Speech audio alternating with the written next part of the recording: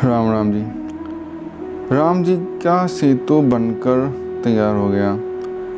तब जो बंदर भालू थे वो सब पुल से पार होने के लिए तैयार हो गए, लेकिन जल्दी से जल्दी लंका पहुंचना था, क्योंकि सीता माता ने कहा था अगर 1 महीने के भीतर ना आए तो मुझको जीवित नहीं पाएंगे।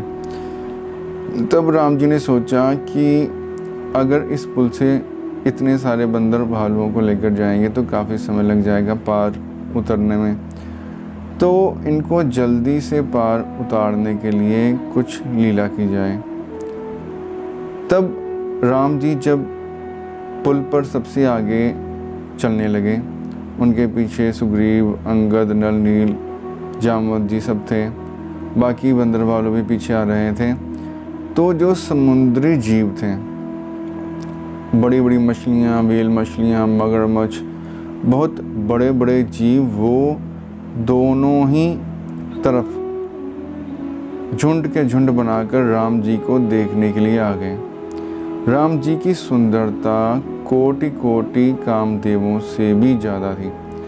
तो इतने सुंदर परमात्मा जिसने इतनी सुंदर प्रकृति बनाई है, इतने सुंदर फूल बनाए हैं, ये सारा ब्रह्मांड बनाया है, वो कितना सुंदर होगा इसका अनुमान लगाना ही मुश्किल है। वो निराकार परमात्मा जब साकार होकर पृथ्वी पर लीला कर रहा था तो उसकी सुंदरता का वर्णन नहीं किया जा सकता। नील मणि के समान उनकी देह थी, सुंदर आँखें थी, जो हाथी है उसकी सूंड के समान विशाल भुजाएं थी और शेर जैसी चाल थी। इस प्रकार का वर्णन रामचरितमानस में सुनने में आता है। तब आसपास दोनों तरफ एक विशाल पुल बन गया। तो हनुमान जी ने कहा कि ये एक पुल तो है ही, ये 2 पुल और बन गए, तो बंदर भालो चलो इसके ऊपर चढ़कर जल्दी से आ जाओ, क्योंकि राम जी की इच्छा तो हनुमान जी जानते ही थे। तो किसी भालू ने कहा कि अगर मैं इस मछली के ऊपर पैर रखूँगा तो ये तो नीचे चली जाएगी, मैं तो नीचे समुद्र में डूब जाऊँगा।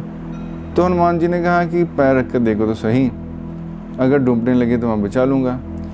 जब उसने पैर रखा तो वो मछलियाँ, वो मगरमच्छ, वो जल जीव तनिक भी अपनी स्थान से नहीं हटे, क्योंकि उनका ध्यान तो राम जी के चरणों में था, राम जी के सुंदर स्वरूप को देख रहे थे।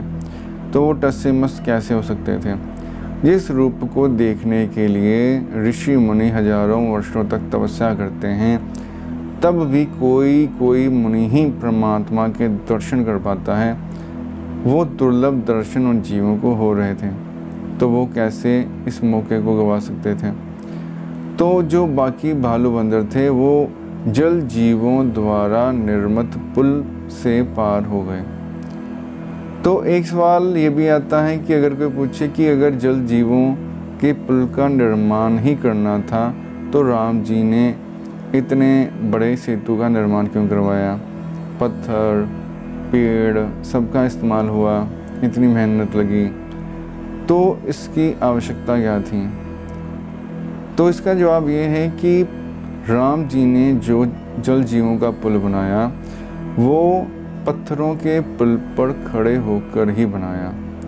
जैसे वो पत्थर के पुल पर खड़े हुए, वैसे जल जीव उनको देखने के लिए आसपास इकट्ठे हो गए। तो साधक को कष्ट सहना, तपस्या करना, परमात्मा का भजन करना बहुत ही आवश्यक है। परमात्मा के भजन के बिना कुछ भी नहीं हो सकता। लेकिन परमात्मा का भजन परमात्मा को प्राप्त करने का मूल्य नहीं है। परमात्मा को अगर प्राप्त करना है तो आपको परमात्मा की कृपा का पात्र बनना पड़ेगा। उसकी कृपा दृष्टि से ही उसको प्राप्त किया जा सकता है, अपने बल से, अपने साधन से नहीं।